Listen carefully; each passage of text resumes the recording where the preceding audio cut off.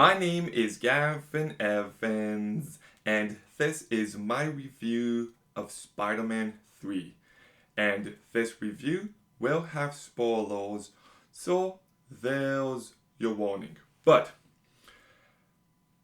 as a kid, I was never as excited for a movie as I was for this one.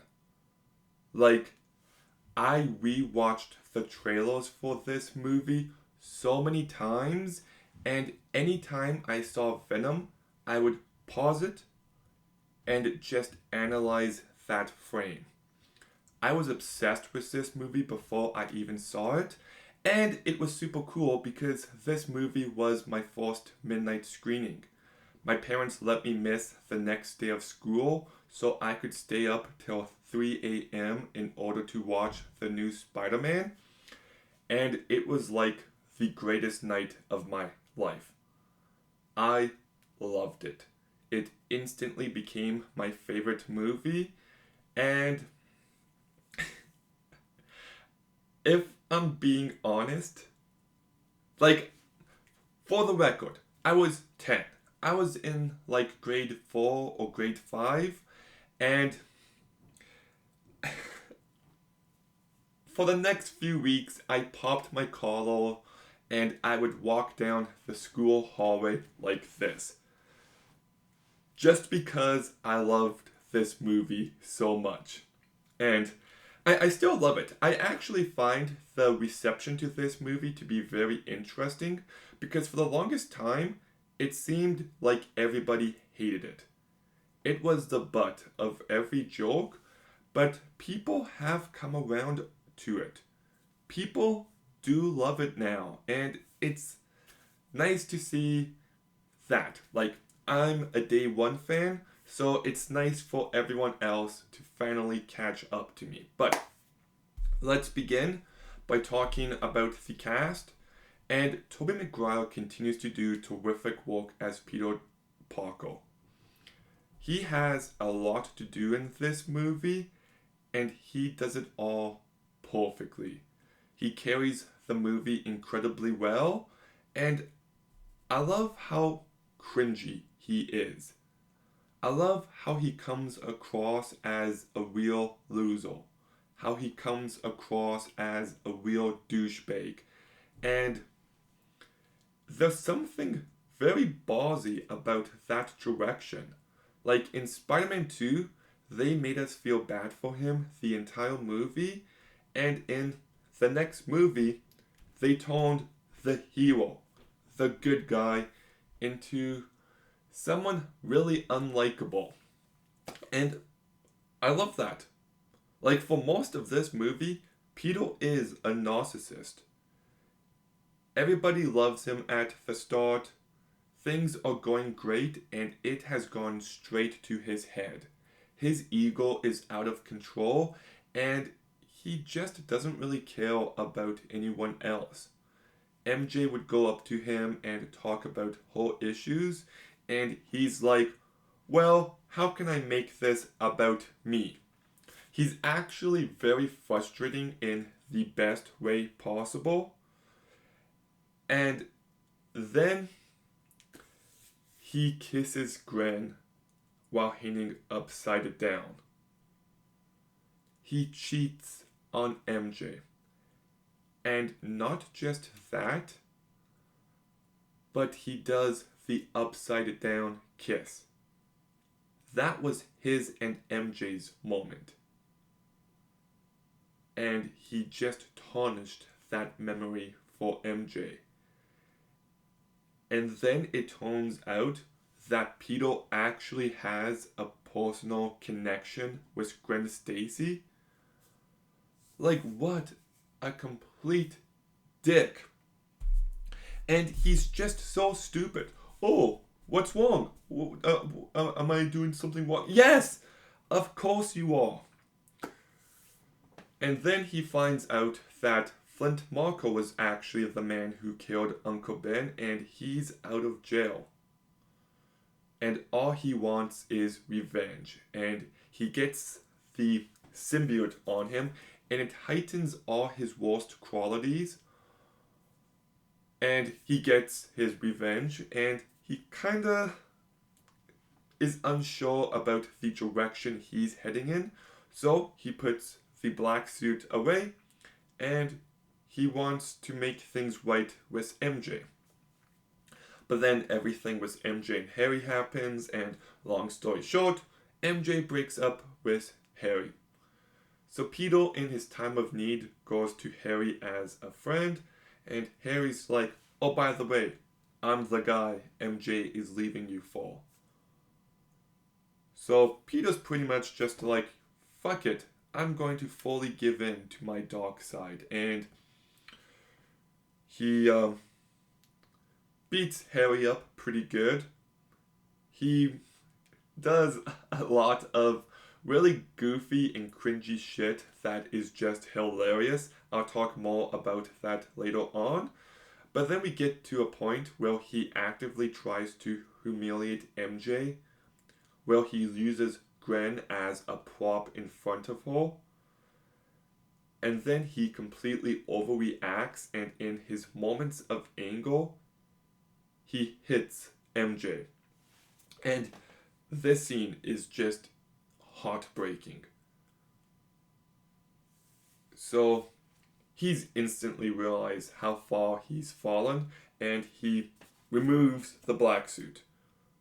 But now, he still did what he did. He has regrets. He feels unworthy. And he's disappointed in himself. And he tries to make things right with Harry by asking him to help him. And Harry at first refuses, but then he does help, and he and Harry save MJ. They stop Sandman, and Peter stops Venom, but at a terrible cost. Harry sacrifices himself for his best friend, and this moment is devastating.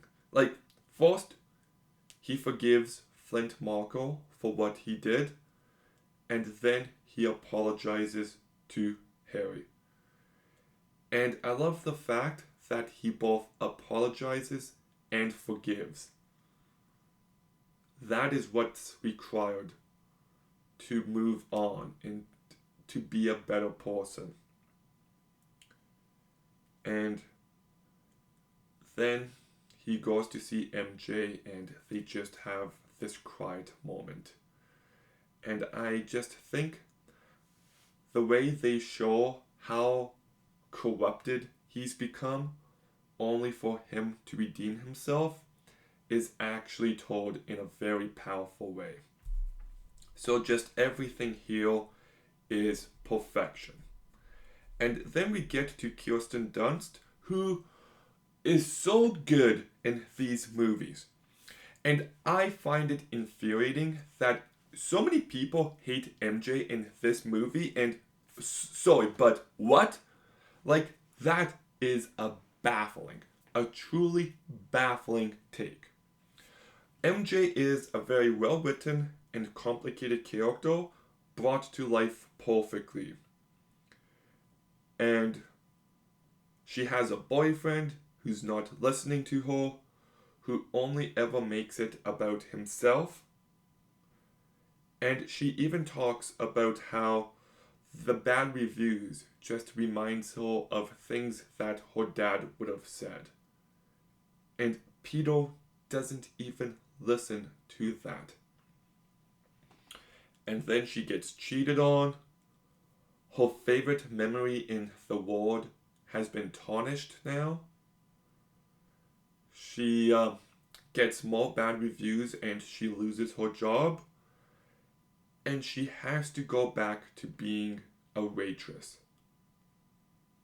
It's a total regression of where she wanted to be in life, and I find it refreshingly honest. And she's just going through it this entire movie, and she feels lost. And yes, she also cheats on Peter, and that is wrong. But she does regret it, and Peter cheated on her as well. And you can just tell that she is just a mess. nothing is going right for her. And then one of her best friends threatens her and forces her to break up with Peter.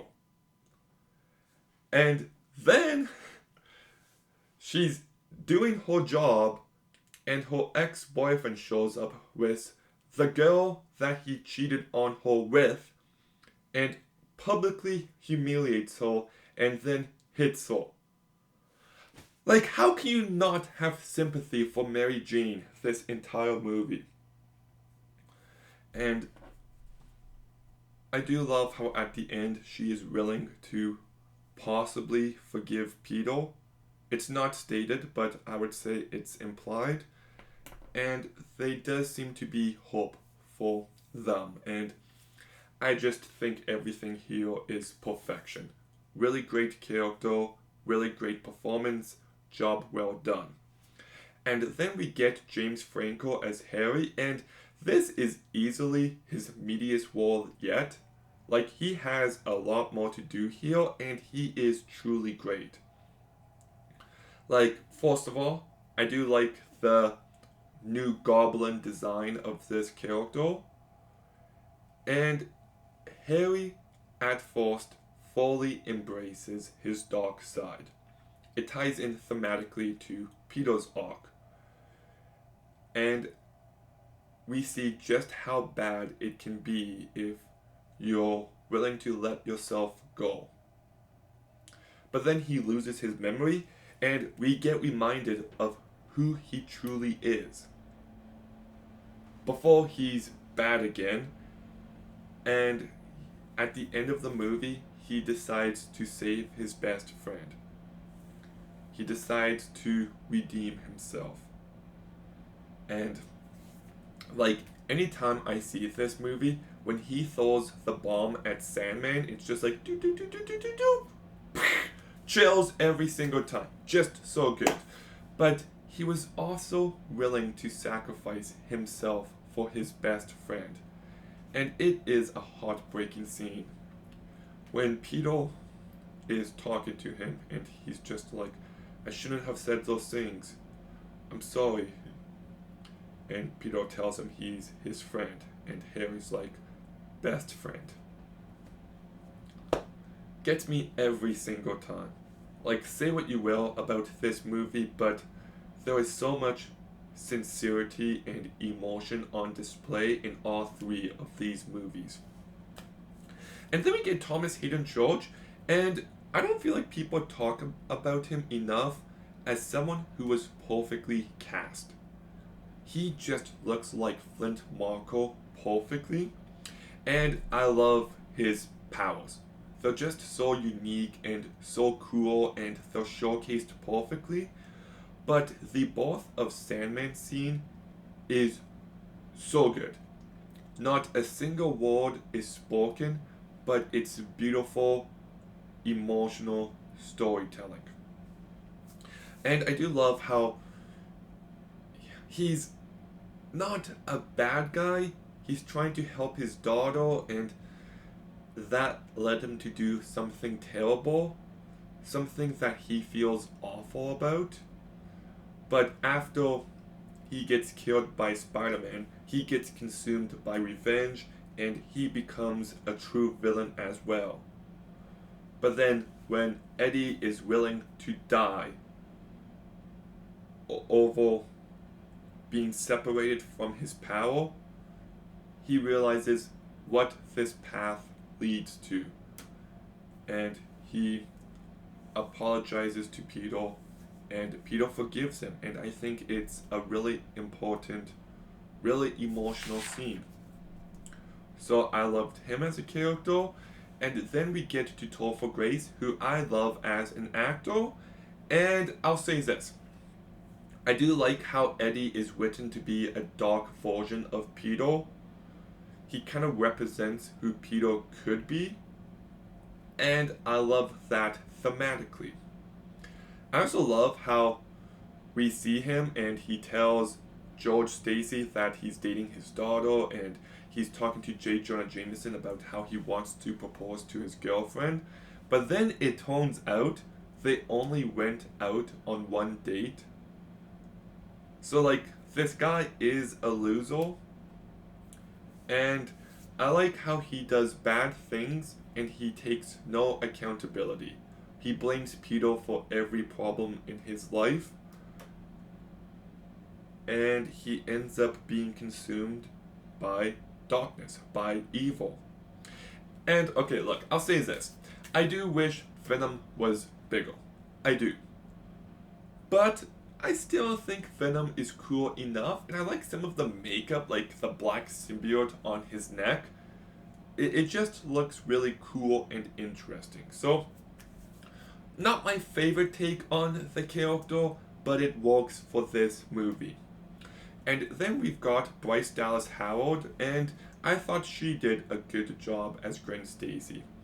Um, I like how she seems to be a good person with good intentions, but she kind of just gets caught in the crossfires between Peter and MJ due to Peter's selfishness. But as soon as she realizes that she's being used by Peter, she goes over and apologizes to MJ. So, I liked what she brought to this movie. James Cromwell does a good job. I do kind of like how there's all these interconnected characters without the movie leaning on it too much. Like, George Stacy is the father of Gwen, but it's not a huge deal. Kind of like how in the second movie, John Jameson is J. Jonah Jameson's son, but, you know, like, I don't know, it just makes the movies feel, I don't know, it just makes it feel more interconnected, and I like that. Rosemary Harris does a really good job. I love the conversations she has with Peter. She brings a real sincerity to this character. J.K. Simmons continues to be hilarious and as entertaining as ever. Bruce Campbell is comedy gold in this movie. That entire scene is perfection. Just comedy gold. Eli Baskin continues to do a great job here as Peter's landlord. Once again, he could have been a forgettable side character, but he does stand out. Magina Torve does a good job as Ursula. Dylan Baker, I liked what he brought to this movie, and we never got a Spider-Man 4, but I like the fact that they were letting us know Kurt Connors before anything happened to him. I like that. Bill Nunn, Ted Raimi, and Elizabeth Banks continues to give very good, memorable, minimal performances, but they still stand out. So the entire cast is really fantastic. And I just love how this is a movie about how everyone has a dark side and how everybody can lose themselves and how it's important to choose not to. It's about how redemption is possible for anyone willing to do the work, and how we can always choose to apologize and we can always choose to forgive. And I love how every character, Peter, MJ, Harry, Sandman, Venom, they're all connected with these ideas. And I love how the black suit is used to represent Peter's darkness. It's just a very smartly written movie, and I love how sincere it is. I love that one scene of Peter talking to Aunt May, and he's just like, "You told me that a husband needed to put himself before his wife. I don't think I can do that." And Aunt May is just like, in time. Just a really sweet moment. I love how devastated Peter is when MJ does break up with him. Like, despite his flaws, it does show that he actually cares. And I know people made fun of him crying, which is stupid, but I like how sincere it is. And this movie does deliver on the emotions. Peter hitting MJ, Harry's death, and the ending of this movie, well, Peter and MJ embrace. Like, it's just a beautiful, quiet note to end this trilogy on, and it's really a perfect end. I also like how funny this movie is. I like how campy it can be. So it's time to address the elephant in the room. But Peter dancing down the street is hilarious. It is peak comedy. And then when he's actually like dancing in front of the store, holy shit. It's so funny. It is so funny. If you have an issue with it, you cannot be more wrong. Just utter perfection. I also like when Peter's talking to Dr. Connors and he's just being a dick. He's just like to Ursula, give me some more cookies. Give me some milk. Do you got nuts? Yeah, I want nuts. It's such a stupid, funny scene. And I like the scene where J. Jonah Jameson is being told to take his pills. Do, not that one. Do, not that one. Thank you. Or at the end of the movie where he buys the camera off the girl and she's like, films extra. Just, these movies make me cry and make me laugh so many times. And I love how cringe this movie is. Like, it's actually embarrassing to watch, but in the best way. Whenever MJ tries to talk to Peter, it's tough. When Gwen and Spider-Man kiss, holy shit, you just hate him in that moment. And when Peter is dancing with Gwen, it is so over the top and cheesy and stupid. Now dig on this. And even at the end, he doesn't even kiss Gwen, he just looks up at MJ. Like, oh. But I also love how action-packed this movie is. Like, there are some truly exciting set pieces, like when Harry and Peter are fighting above the city at the start. That is just so exciting, and I love the moment where Peter drops the ring and he's trying to catch it. I thought the crane scene, despite being very short, is still a very exciting moment. Peter and Sandman fighting is a great introduction of what Sandman is capable of. The subway tunnel fight scene, I love how mean Peter is here. Like, you can really tell he's trying to kill Flint. The Peter and Harry fight at Harry's place might be my favorite fight of this entire trilogy. It's just brutal and like what the characters are saying is just so good.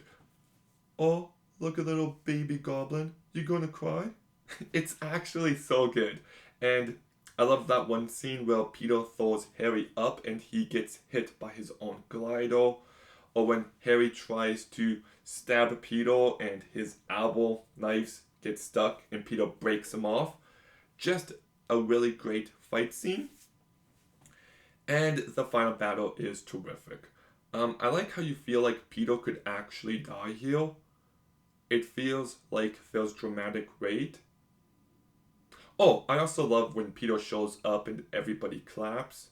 I actually like how this fight has an audience. It's kind of treated like a sporting event, but everybody is just really rooting for Spider-Man, just like the audience. I like when Harry comes in to save the day. I love the scene where Peter and Harry are on his glider trying to save MJ, and Harry's like, hang on, to what? And Harry's just like, go buddy, and he saves MJ. Just the music there is so good. And I love how Peter defeats Venom with the pipes. Just really well done. And I love the visual of pure symbiote Venom.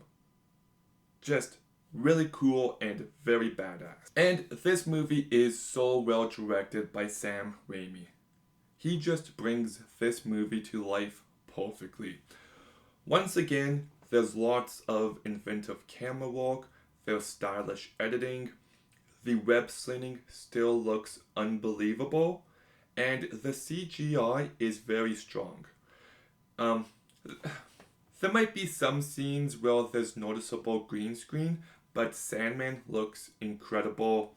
The symbiote looks incredible, and the church scene where Peter is whipping off the symbiote is just such a great moment. I also love the sound in this movie.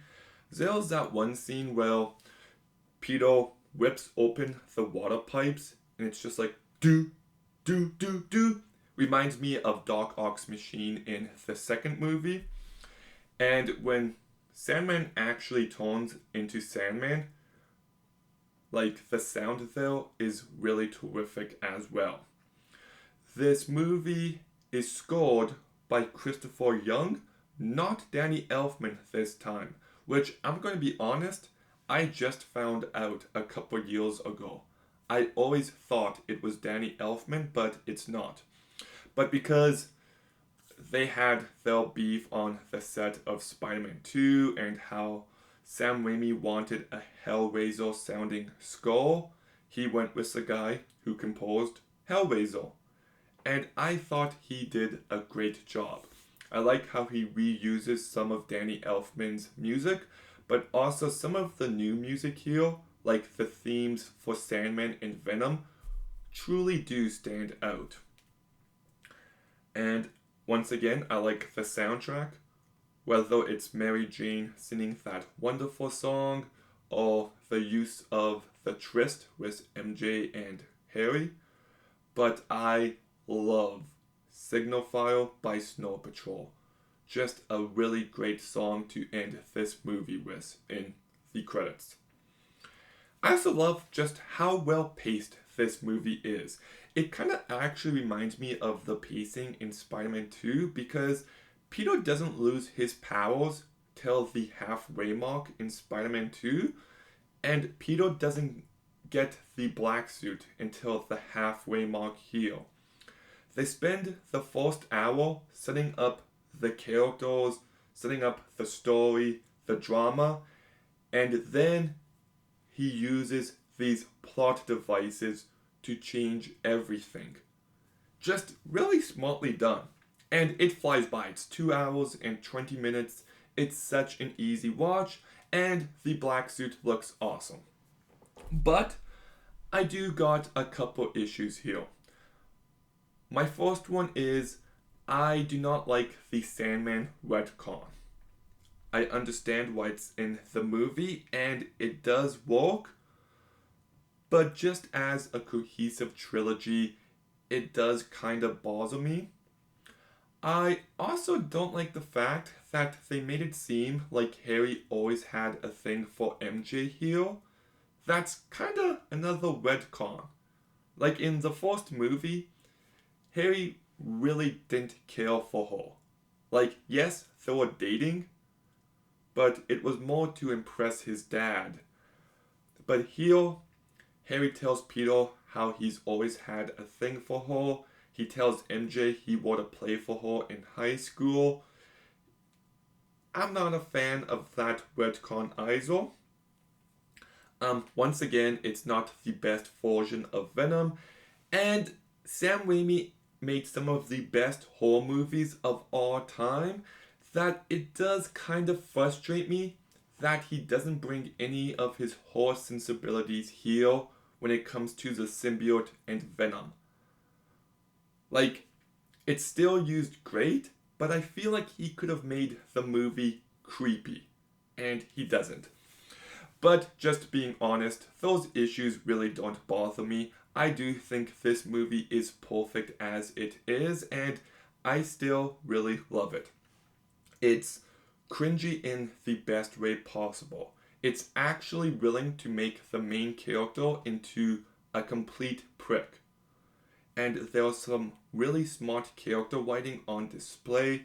The movie has so much emotion, it's funny and campy, the action is great, it's incredibly well directed. Everybody gives a great performance, and I just love the story being told. It feels like a mature, grown up, emotional, real story. And it just has a huge impact on me. I loved it as a kid and I still love it to this day. So I'm giving Spider-Man 3 a 9 out of 10. Okay, have you seen Spider-Man 3? What did you think? Let me know in the comments down below. Make sure you like, comment, subscribe. Stay tuned for more videos soon. And Gavin,